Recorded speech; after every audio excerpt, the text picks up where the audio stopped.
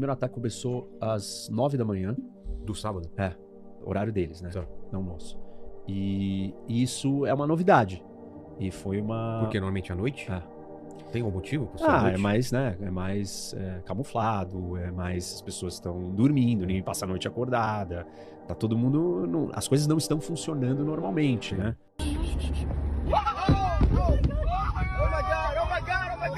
Por que o Irã atacou os outros países árabes e do Golfo? Porque, por duas razões. Primeiro, eles são aliados dos Estados Unidos. Eles têm bases americanas no seu território. E são amigos e aliados. Sim. E segundo, porque se ele provocar um pânico nesses países, esses países vão colocar pressão nos Estados Unidos para acabar com a guerra. Entendi. Então ele tá contando com medo deles, e é isso que ele tá fazendo. Dubai, Doha... Kuwait, Kuwait. Iraque, Jordânia, Bahrein, Catar, até Oman. Mas não foi tem o atacado. lado negativo também de alguns países que eram mais neutros se virarem definitivamente contra o Irã ou já eram contra o Irã? Já eram contra, mas não queriam. Eles tinham uma certa resistência. Não vai usar minha base para lançar ataque direto ao Irã. Eles colocaram uma série de restrições. O ataque não aconteceu em janeiro porque eles colocaram pressão. Falaram, não, a gente não queremos que ataque. Não queremos guerra aqui. Agora, eles estão num impasse. Tem sinalizado, neste momento, que eles estão agora estão irritados com o Irã e querem retaliar. Mas eles podem mudar de ideia a qualquer momento. Eu já vi várias notícias diversas. Agora os países árabes vão entrar. E já ouvi outra movimentação dizendo, eles estão pressionando o Trump para chegar num acordo e num cessar-fogo e parar com a guerra logo. Não faz sentido, né, eles recuarem, porque deixar o Irã fortalecido ali vai dar um sinal pro Irã que eles são vulneráveis. Em qualquer minuto que o Irã lance alguns drones contra eles vão acabar recuando e vão ter que ceder. Então eles mostraram uma fraqueza pro Irã, mostrarão uma fraqueza se escolherem simplesmente apaziguar o Irã, ou ficar com medo e acabar a guerra agora.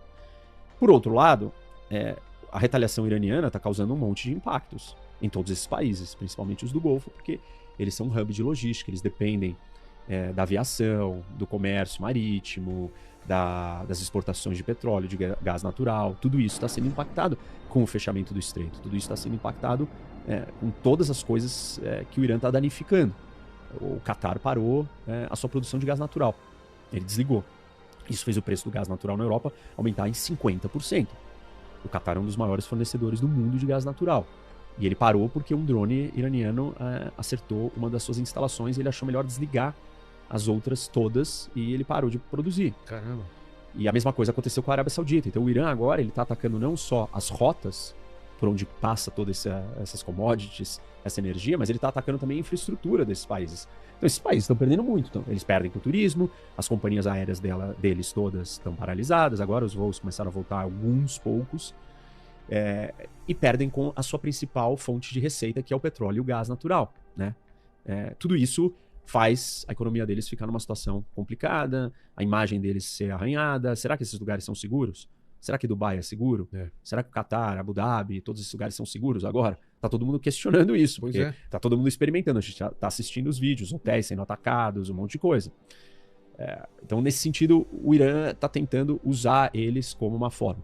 Por outro lado, a gente tá vendo outros países também se mobilizando e falando, essa retaliação indiscriminada do Irã, né, contra todo mundo, isso não é aceitável. Então os europeus também estão dizendo que vão apoiar o conflito porque o Chipre foi atacado, que faz parte da União Europeia. Então atacou um território europeu. Os europeus então estão dizendo, pode usar nossas bases, estamos aqui, estamos dispostos a participar e ajudar a fazer o Irã parar. Conforme o Irã avança na tentativa de fechamento total do Estreito de Hormuz, aí sim nós vamos entender o quanto que os outros países vão ficar incomodados. Porque aí vai afetar muito a economia. Vai. É estranho que o preço do barril do petróleo ainda não tenha explodido. Porque quando a Rússia invadiu a Ucrânia, o preço do barril chegou a 130, 140. E naquele momento, né, sem o petróleo, nós estamos falando de uma retirada de por volta de 5 milhões de barris de petróleo do mercado. Hoje, com o fechamento, como está, tanto da produção de gás quanto de petróleo e de todos esses países combinados, Se esse conteúdo está te ajudando, você pode apoiar o canal de forma simples. Os livros recomendados estão na descrição. Comprando por lá, você ajuda diretamente esse projeto e ainda aprofunda seu conhecimento. Aproveita também para se inscrever e não perder os próximos vídeos. Porque são muitos países ali até. Ah, tá, o mapa tá ali. Emirados Árabes ali, Catar, Bahrein, Kuwait, Arábia Saudita, Iraque. Pelo menos, 1, 2, 3, 4, 5 grandes produtores, mais o Irã, 6 grandes produtores no mundo não conseguem vender o seu petróleo para o mundo. Pô, isso é muito superior a tirar a Rússia do mercado. Com certeza. E como que o barril do petróleo ainda não explodiu? Ou os traders dos mercados sabem de alguma coisa que ninguém sabe, ou espere para ver, porque vai vir uma explosão no preço do petróleo, que seria o natural, a não ser que eles achem que tem petróleo para substituir tudo isso de algum outro lugar. E não é o petróleo da Venezuela, porque a Venezuela não produz essa quantidade de petróleo. A Venezuela está sucateada, o petróleo venezuelano é pior, é ruim, precisa de muito investimento, até a produção se elevar e tal, vai demorar. Então não vai vir da Venezuela. E isso tudo mexe com o mercado. É estranho que o mercado não para de subir o preço do barril, o ouro, tá tudo indo na direção de dólar, problema, guerra, caos. Todo mundo esperando. Que mas poderia ser pior, né? Tá. Vamos falar então o que aconteceu. Foi sábado, né? Foi sábado, O que aconteceu sábado? Qual foi a primeira ação e qual foi a ação coordenada? O primeiro ataque começou às 9 da manhã. Do sábado? Horário deles, né? Certo. Não nosso. E isso é uma novidade. E foi uma... Porque normalmente à noite? Tem um motivo por ser à à noite? É mais camuflado, as pessoas estão dormindo, ninguém passa a noite acordada, tá todo mundo... As coisas não estão funcionando normalmente, né? É um momento mais apropriado, mais inesperado, mais difícil de enxergar. À luz do dia, estamos de dia, estamos vendo. E eles decidiram fazer o ataque de dia, propositalmente para pegar a liderança no contrapé. E conseguiram. Porque eles atacaram e mataram o ministro da Defesa, o chefe da Guarda Revolucionária, outras figuras importantíssimas e o líder supremo. Quem no fez primeiro esses ataques? O Israel ou os Estados Unidos? Israel. Claro, com a ajuda dos Estados Unidos, enfim, né? É um ataque conjunto, mas a participação de Israel não foi tímida nem secundária. Mais de 200 aviões israelenses, caças, participaram disso. Então, é um contingente imenso. Se você colocar toda a Força Aérea Europeia, eles não têm essa capacidade de conduzir uma operação com 200 aviões simultaneamente. E não é por um acaso que os Estados Unidos escolheram, então, há algum tempo, tirar Israel de posicionada como comando da Europa, né? Os Estados Unidos têm vários comandos militares que organiza a distribuição de forças pelo mundo. E passaram a colocar Israel no comando central, que é o comando que cuida do Oriente Médio. Para os Estados Unidos contar com uma força dessa, com um apoio desse, e não é só Israel, tem todos os outros. Os Estados Unidos têm base na Jordânia, base no Iraque, base no Kuwait, base na Arábia Saudita, base da 5ª Frota Americana no Bahrein,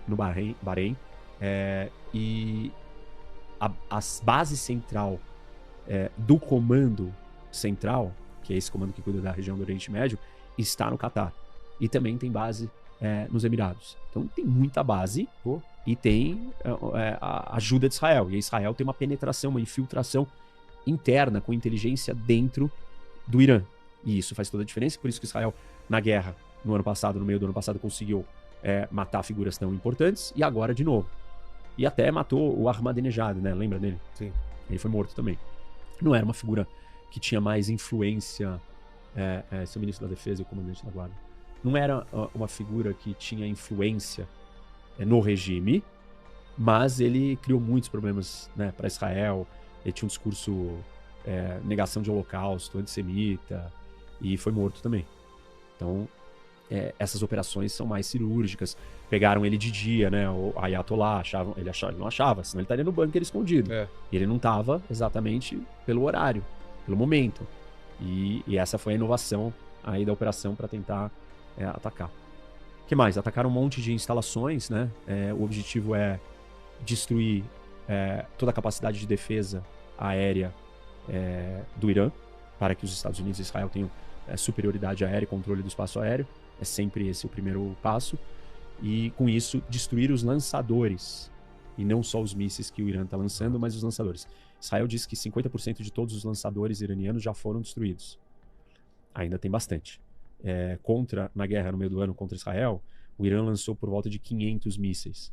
E agora, alguns dados da inteligência de Israel falam que o Irã tem um estoque de 2.500 mísseis.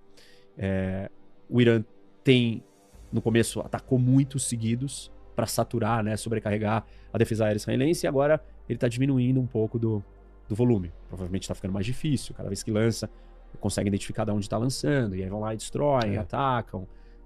Então, os americanos e os israelenses estão trabalhando para que, né, eles consigam destruir. O objetivo da guerra é destruir a capacidade do Irã de construir uma bomba, destruir a marinha iraniana e destruir o estoque e a capacidade do Irã de construir mísseis balísticos. E aí o quarto